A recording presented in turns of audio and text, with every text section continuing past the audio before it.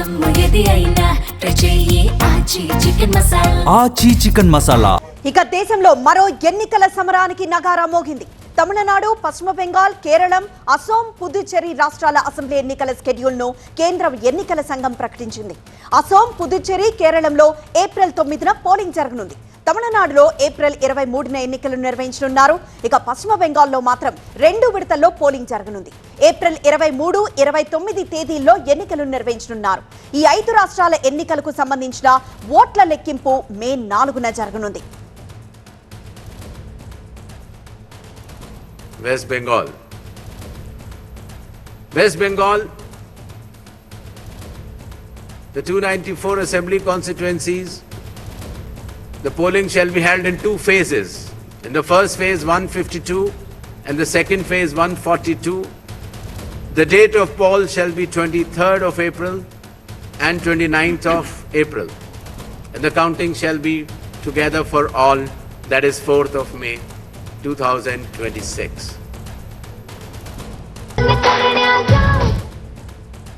మొత్తం 5 రాష్ట్రాల్లో ఓటర్ల సంఖ్య 17.4 కోట్లు అని సీసీ జ్ఞానేష్ కుమార్ తెలిపారు. మొత్తం అసెంబ్లీ నియోజకవర్గాల సంఖ్య 824 కాగా 5 రాష్ట్రాల్లో పోలింగ్ స్టేషన్ల సంఖ్య 2.19 లక్షలుగా ఉందన్నారు.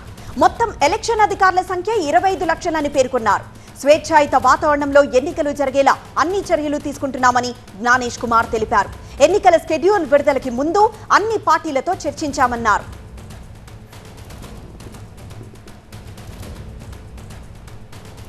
మా బ్యూరో చీఫ్ గోపి మరింత సమాచారం అందిస్తారు. గోపి, షెడ్యూల్ విడుదలైంది, మరి రాష్ట్రాలు ఎలా సన్నద్ధమవుతున్నాయి?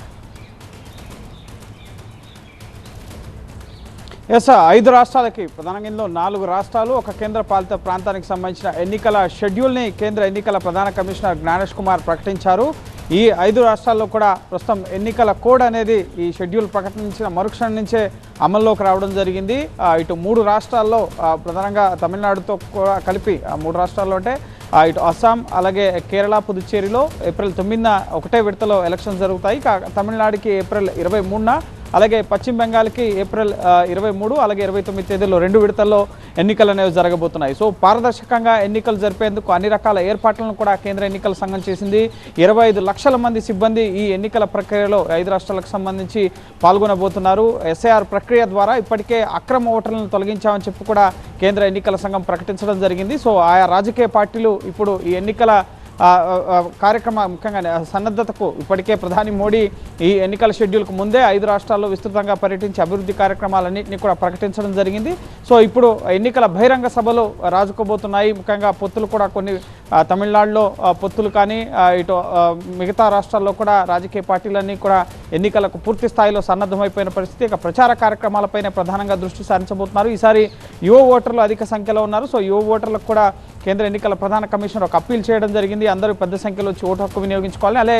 అలాగే ఎక్కడైతే హింసాత్మక ఘటనలు చోటు చేసుకుంటాయో ఆ విధంగా పాల్పడే వారిపైన కూడా కఠిన చర్యలు తీసుకుంటామని ఇటు బెంగాల్లో కానీ లేక అస్సాంలో కానీ ఈ రాష్ట్రాల్లో ప్రధానంగా సమస్యాత్మక పోలింగ్ కేంద్రాలు ఎక్కువ ఉన్నాయి. సో ఎవరైనా చట్టాన్ని తమ చేతుల్లోకి తీసుకుంటే ఖచ్చితంగా కఠినంగా శిక్షిస్తామని చెప్పి కూడా హెచ్చరించడం జరిగింది. 100% వెబ్ కాస్టింగ్తో ఎక్కడా కూడా ఎటువంటి అవాంఛనీయ ఘటనలు జరగకుండా 10 లక్షల మంది భద్రతా సిబ్బంది ఎన్నికల విధుల్లో పాల్గొనబోతున్నారు.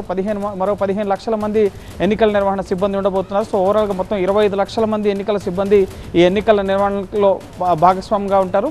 సో ఎన్నికల సంఘం కేంద్ర ఎన్నికల ప్రధాన కమిషనర్ కానీ ఇతర కమిషనర్లు కానీ అన్ని రాష్ట్రాల్లో పర్యటించి ఇటు రాజకీయ పార్టీలు అలాగే ఎన్నికల నిర్వహణకు సంబంధించి పోలీసు అధికారులు, సిబ్బంది వీరందరితో కూడా చర్చించిన తర్వాత ఈ షెడ్యూల్ని తీసుకురావడం జరిగింది. ఇక రాజకీయ పార్టీలు తమ వంతుగా ప్రచార కార్యక్రమాలు, ఎన్నికల హామీలు అలాగే ప్రతి విమర్శలు ఎవరు ఏం చేశారు అన్న దానికి సంబంధించి ప్రచార కార్యక్రమాలని హోరెత్తించబోతున్నారు. సో ఏప్రిల్ 4వ తేదీన ఈ 5 రాష్ట్రాలకు సంబంధించిన ఎన్నికల ఫలితాలు వెలువడి కాబోతున్నాయి. అలాగే వీటితో పాటుగా 6 రాష్ట్రాల్లో 8 అసెంబ్లీ కాన్స్టిట్యూన్సీకి సంబంధించిన బైపోల్ ఎన్నికలు కూడా 2 విడతల్లో జరగబోతున్నాయి. ఏప్రిల్ 23 అలాగే 29లో. దీనికి కూడా మేలోనే ఫలితాలు అనేవి మే 4వ తేదీనే వెలువడి కాబోతున్నాయి. సో పూర్తి స్థాయిలో ఇప్పుడు ఎండల తీవ్రత ఏ విధంగా కొద్దిగా పెరుగుతోందో ఈ 5 రాష్ట్రాల్లో కూడా రాజకీయ వేడి, ప్రచార కార్యక్రమాల వేడి కూడా అదే తరహాలో పెరగబోతుందని చెప్పాలి.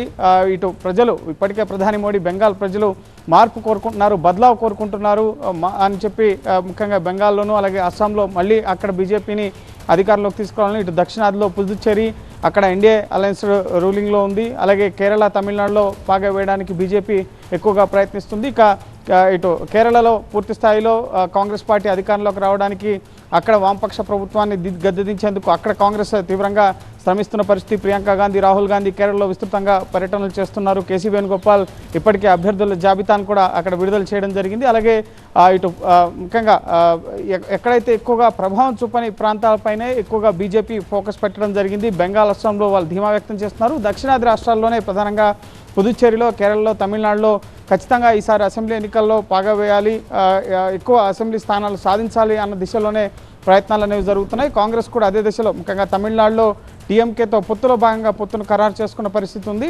సో కాంగ్రెస్ అడిగినన్ని సీట్లు ఇవ్వకపోయినప్పటికీ కూడా పొత్తులో భాగంగా కొన్ని సీట్లను సర్దుబాటు చేసుకున్నారు. రాజ్యసభతో ముఖ్యంగా పొత్తును కుదుర్చుకున్న పరిస్థితి ఉంది. ఇటు టీవీకే ఈసారి తమిళనాడులో ఎంట్రీ ఇవ్వబోతున్నారు కాబట్టి ఈ ఎన్నికల్లో సో చాలా రసవత్తరంగా ఈ 5 రాష్ట్రాల ఎన్నికల్లో అనేవి ఉండబోతున్నాయి. సో చూడాలి ఎవరు అధికారంలోకి రాబోతున్నారనేది మే 4వ తేదీన తెలియబోతుంది.